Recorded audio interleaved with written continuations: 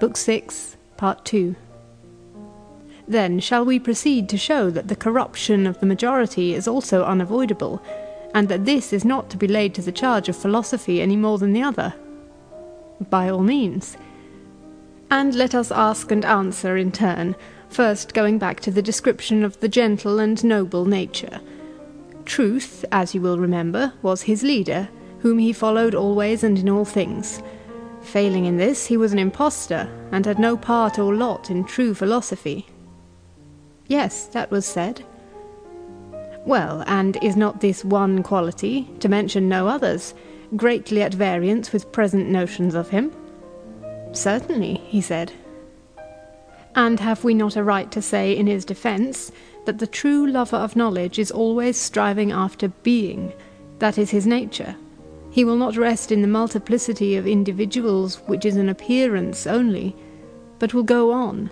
The keen edge will not be blunted, nor the force of his desire abate, until he have attained the knowledge of the true nature of every essence, by a sympathetic and kindred power in the soul, and by that power drawing near and mingling, and becoming incorporate with very being, having begotten mind and truth, he will have knowledge, and will live and grow truly, and then, and not till then, will he cease from his travail. Nothing, he said, can be more just than such a description of him. And will the love of a lie be any part of a philosopher's nature? Will he not utterly hate a lie? He will. And when truth is the captain, we cannot suspect any evil of the band which he leads. Impossible. Justice and health of mind will be of the company, and temperance will follow after. True, he replied. Neither is there any reason why I should again set in array the philosopher's virtues, as you will doubtless remember that courage, magnificence, apprehension, memory were his natural gifts. And you objected that, although no one could deny what I then said, still, if you leave words and look at facts, the persons who are thus described are some of them manifestly useless, and the greater number utterly depraved. We were then led to inquire into the grounds of these accusations, and have now arrived at the point of asking, why are the majority bad? Which question of necessity brought us back to the examination and definition of the true philosopher. Exactly. And we have next to consider the corruptions of the philosophic nature, why so many are spoiled, and so few escape spoiling. I am speaking of those who were said to be useless but not wicked. And when we have done with them, we will speak of the imitators of philosophy. What manner of men are they who aspire after a profession which is above them, and of which they are unworthy? And then by their manifold inconsistencies bring upon philosophy, and upon all philosophers, that universal reprobation of which we speak. What are these corruptions? He said. I will see if I can explain them to you. Everyone will admit that a nature having in perfection all the qualities which we required in a philosopher is a rare plant which is seldom seen among men. Rare indeed.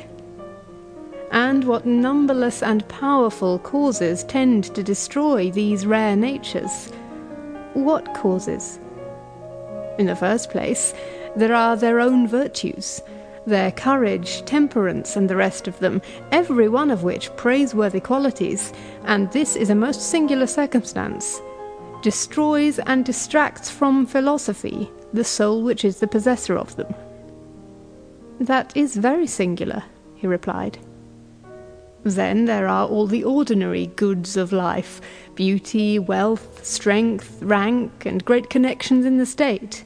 You understand the sort of things. These also have a corrupting and distracting effect. I understand, but I should like to know more precisely what you mean about them. Grasp the truth as a whole, I said, and in the right way. You will then have no difficulty in apprehending the preceding remarks, and they will no longer appear strange to you. And how am I to do so? He asked.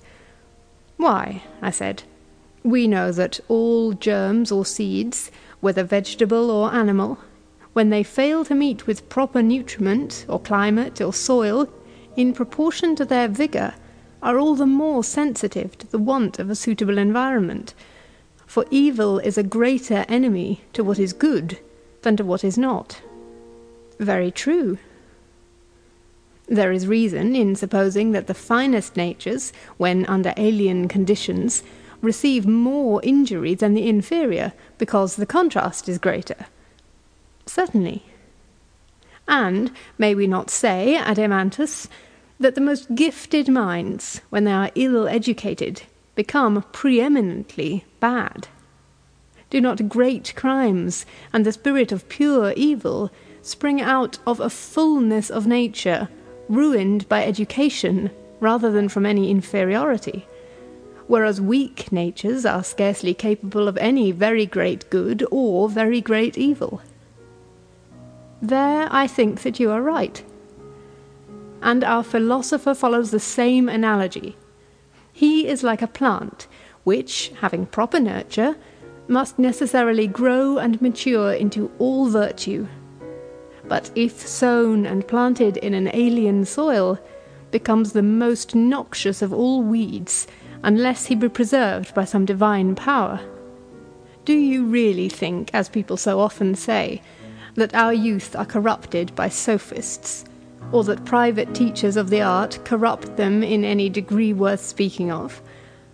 Are not the public who say these things the greatest of all sophists? And do they not educate to perfection young and old, men and women alike, and fashion them after their own hearts? When is this accomplished? He said. When they meet together, and the world sits down at an assembly, or in a court of law, or a theatre, or a camp, or in any other popular resort, and there is great uproar, and they praise some things which are being said or done, and blame other things, equally exaggerating both, shouting and clapping their hands, and the echo of the rocks and the place in which they are assembled redoubles the sound of the praise or blame. At such a time, will not a young man's heart, as they say, leap within him? Will any private training enable him to stand firm against the overwhelming flood of popular opinion? Or will he be carried away by the stream? Will he not have the notions of good and evil which the public in general have? He will do as they do, and as they are, such will he be.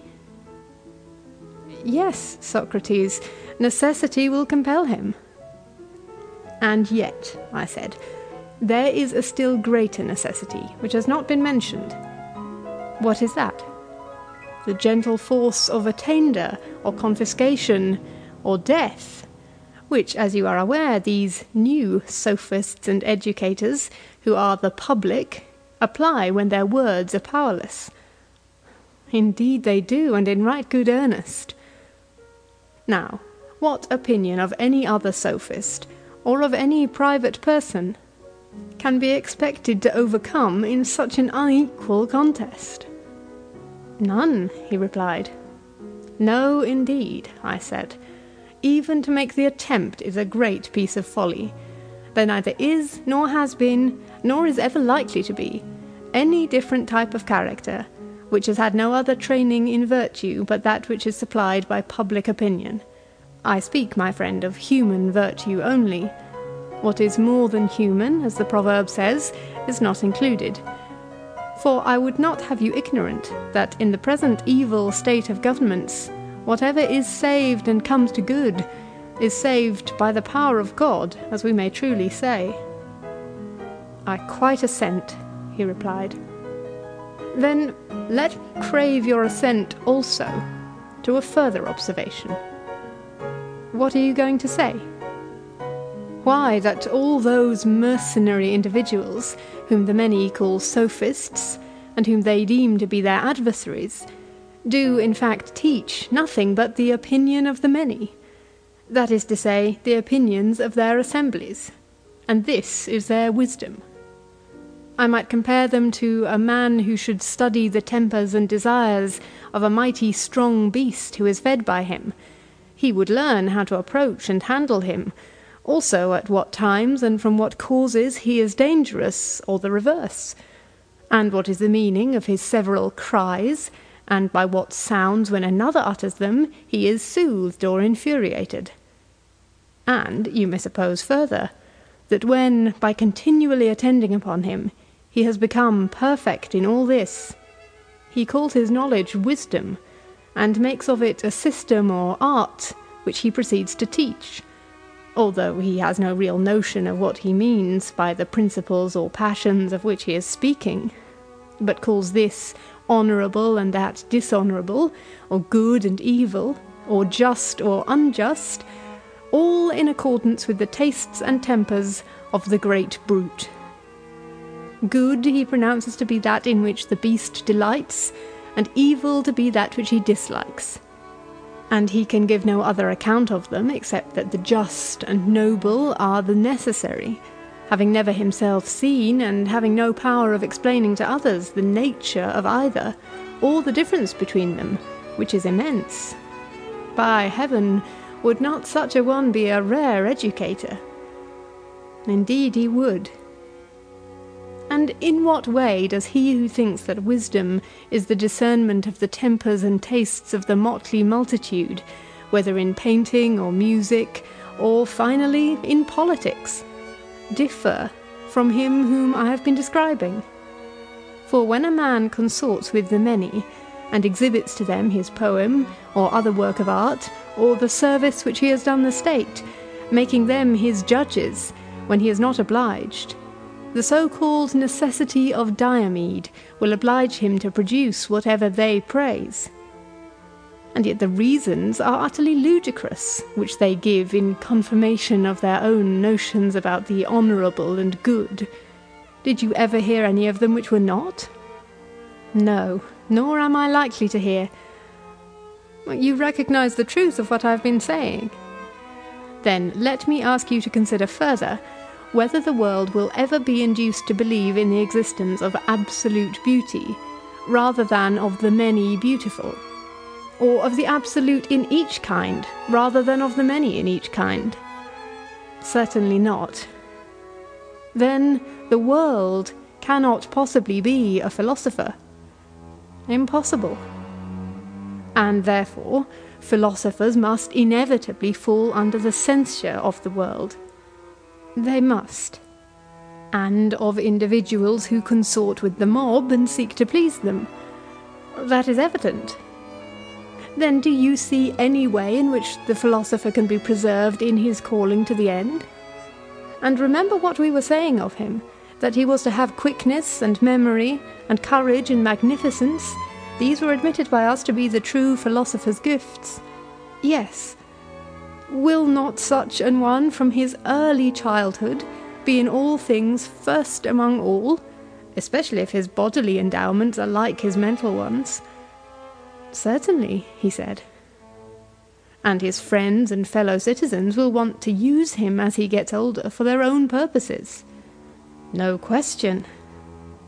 Falling at his feet, they will make requests to him, and do him honour and flatter him, because they want to get into their hands now the power which he will one day possess. That often happens, he said.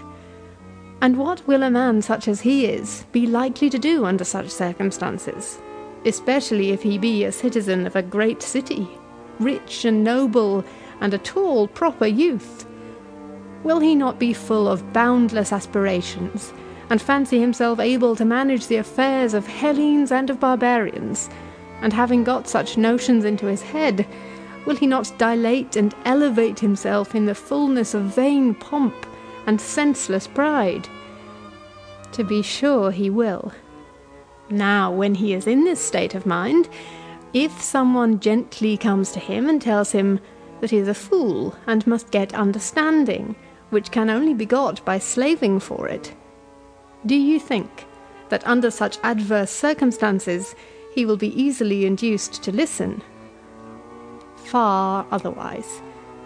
And even if there be someone who through inherent goodness or natural reasonableness has had his eyes opened a little and is humbled and taken captive by philosophy, how will his friends behave when they think that they are likely to lose the advantage which they were hoping to reap from his companionship? Will they not do and say anything to prevent him from yielding to his better nature, and to render his teacher powerless, using to this end private intrigues as well as public prosecutions? There can be no doubt of it. And how can one who is thus circumstanced ever become a philosopher? Impossible. Then, were we not right in saying that even the very qualities which make a man a philosopher may, if he be ill-educated, divert him from philosophy, no less than riches and their accompaniments, and the other so-called goods of life? We were quite right. Thus, my excellent friend, is brought about all that ruin and failure which I have been describing, of the natures best adapted to the best of all pursuits. They are natures which we maintain to be rare at any time, this being the class out of which come the men who are the authors of the greatest evil to states and individuals, and also of the greatest good, when the tide carries them in that direction. But a small man never was the doer of any great thing, either to individuals or to states. That is most true, he said. And so philosophy is left desolate, with her marriage rite incomplete, for her own having fallen away and forsaken her, and while they are leading a false and unbecoming life, other unworthy persons, seeing that she has no kinsmen to be her protectors, enter in and dishonour her, and fasten upon her the reproaches which, as you say, her reprovers utter, who affirm of her votaries that some are good for nothing, and that the greater number deserve the